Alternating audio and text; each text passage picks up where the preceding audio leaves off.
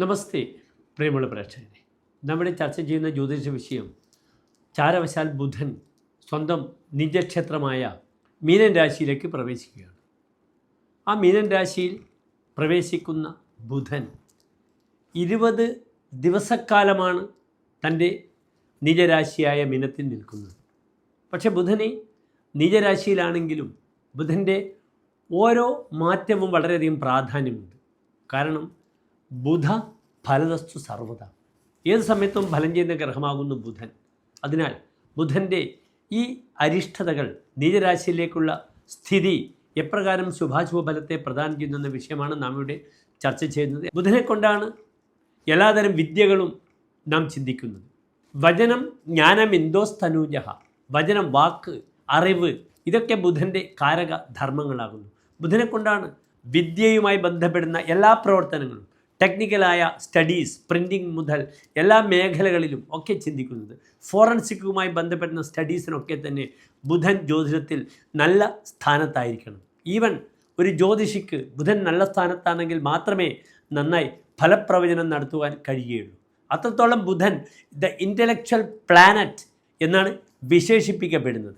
ഈ ബുധൻ അത്രയധികം ദുർബലമായി നീചരാശിയിൽ നിൽക്കുമ്പോൾ എങ്ങനെ ഈ ബുധഗ്രഹത്തെ നമുക്ക് സന്തോഷിപ്പിക്കാം? ഓം ലക്ഷ്മി നരസിംഹ മൂർത്തയേ നമഃ എന്താകുന്നു ആ ശക്തമായ നരസിംഹ മന്ത്രം. ഓം ലക്ഷ്മി നരസിംഹ മൂർത്തയേ നമഃ. ഉഗ്രം വീരം മഹാവിഷ്ണും ജ്വലന്തം സർവതോമുഖം നൃസിംഹം ഭീഷണം ഭദ്രം മൃത്യുമൃത്യുർ നമാമ്യഹം എന്ന നരസിംഹ മന്ത്രം ഇവിടെ നിർബന്ധമായും എൻ്റെ പ്രിയമുള്ള പ്രേക്ഷകർ ഉരുവിടുക. ബുധനെ കൊണ്ട് ജ്യോതിഷത്തിൽ ശ്രീരാമാദ്യ അവതാര വിഷ്ണുര് ഇതരക്ഷേത്രേഷു ചന്ദ്രാത്മജ എന്നാണ് പറയുന്നത്. വ്യാഴം മഹാവിഷ്ണുവാകുന്നു, ജീവോ നാരായണ.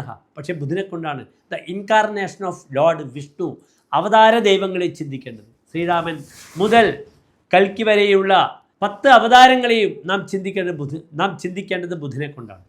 അതിനാൽ പെട്ടെന്ന് ഫലം ലഭിക്കാൻ വേണ്ടി ഞാൻ പ്രത്യേകിച്ച് പറയുക, ഈ ബുധൻ്റെ നീചരാശി സമയത്ത് എൻ്റെ പ്രിയപ്പെട്ട പ്രേക്ഷകർക്ക് നരസിംഹസ്വാമി ക്ഷേത്രത്തിൽ പാനകം, തുളസിമാല, ഭാഗ്യസൂക്ത പുഷ്പാഞ്ജലി അല്ലെങ്കിൽ സുദർശന പുഷ്പാഞ്ജലി വഴിപാടായി സമർപ്പിക്കാവുന്നതാണ്. അവിടെ നരസിംഹസ്വാമിക്ക് മേൽപ്പറഞ്ഞ വഴിപാടുകളൊക്കെ ചെയ്ത് നന്നായി നരസിംഹ മന്ത്രം ജപിക്കണം. ഓം ലക്ഷ്മി നരസിംഹ മൂർത്തയെ നമഃ എന്ന മന്ത്രം. ഏതായാലും ഈ ബുധൻ്റെ നിജരാശിയിലുള്ള മീനൻ രാശിയിലേക്കുള്ള ഈ മാറ്റം 20 ദിവസക്കാലം എപ്രകാരമാണ് ശുഭാശുഭ ഫലങ്ങളെ പ്രദാനം ചെയ്യുന്നത് ഓരോ രാശികൾക്കും എന്നാണ് നാം പരിശോധിക്കുന്നത്. ബുധൻ 2026 ഏപ്രിൽ മാസം 10-ാം തീയതി മുതൽ ഏപ്രിൽ മാസം 30-ാം തീയതി വരെയുള്ള 20 ദിവസക്കാലമാണ് നീചരാശിയിലേക്ക് പ്രവേശിക്കുന്നത്. മീനമാസം 27-ാം തീയതി മുതൽ മേടമാസം 17-ാം തീയതി വരെയുള്ള 20 ദിനങ്ങൾ.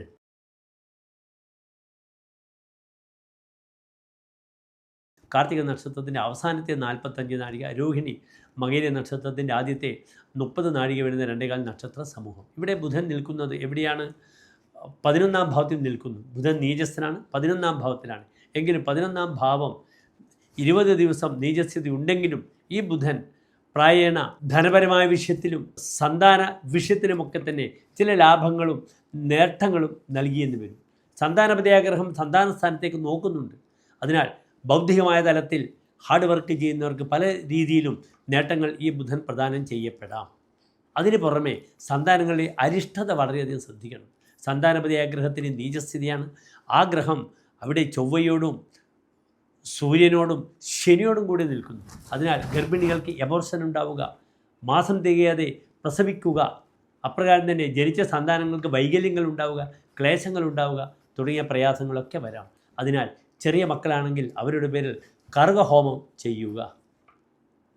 10 വയസ്സിന് മുതലുള്ള കുട്ടികളാണെങ്കിൽ നിർബന്ധമായും അവരുടെ പേരിൽ ശ്രീകൃഷ്ണ ക്ഷേത്രത്തിൽ വെണ്ണ വഴിപാട് ചെയ്യുന്നത് വളരെയധികം ഗുണമാണ്. ഗ്രഹം നീചസ്ഥനായതുകൊണ്ട് അനാവശ്യമായ വാഗ്വിവാദങ്ങളിലേക്ക് ചെന്ന് പതിക്കാതിരിക്കുക. കഠിനാധ്വാനം ചെയ്താൽ ബുദ്ധിപരമായ വിഷയത്തിലും ധനപരമായ വിഷയത്തിലും നല്ല നന്മകൾ ഈ ബുധൻ പ്രദാനം ചെയ്യപ്പെടും. കാരണം ബുധൻ്റെ ആശ്രയഫലം എന്താകുന്നു? ജിതസേവക അന്ത്യശില്പ, സേവകനായി നിന്ന് അവിടെ ജയിക്കുമെന്നാണ്. അതിനാൽ നല്ല ഉത്തമ ഭൃത്യനായി ധനമുണ്ടാക്കാൻ നല്ല സമയമാണ്. പലപ്പോഴും നിങ്ങൾക്കറിയാം, പല രജിസ്റ്റർ ഓഫീസുകളിലും സർക്കാർ ഓഫീസുകളിലും നല്ല പ്യൂണിൻ്റെ ജോലി ചെയ്ത്, അറ്റൻഡറിൻ്റെ ജോലി ചെയ്ത് ജനങ്ങളെ നല്ല സ്നേഹത്തോടു കൂടി അവരെ പരിചരിച്ച് കാശ് വാങ്ങുന്ന ധാരാളം പേരെ നമുക്കറിയാം. അവർക്കൊക്കെ നല്ല സമയമാണ്. ജിത സേവകനായി നിന്നുകൊണ്ട് ജയിക്കുക.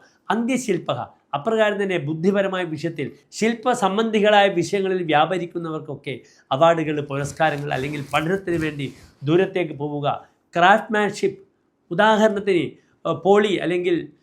പോളി മുതലായ എൻജിനീയറിംഗ് ടാലൻറ്റുള്ള കുട്ടികൾക്ക് വര അല്ലെങ്കിൽ ആർക്കിടെക്ചർ സ്റ്റുഡൻസിന് അവരുടെ ഭാവന വികസിപ്പിക്കുവാനുള്ള നല്ല സമയമാണ് ഇതെന്നുകൂടി അറിയുക. നന്ദി, നമസ്തേ.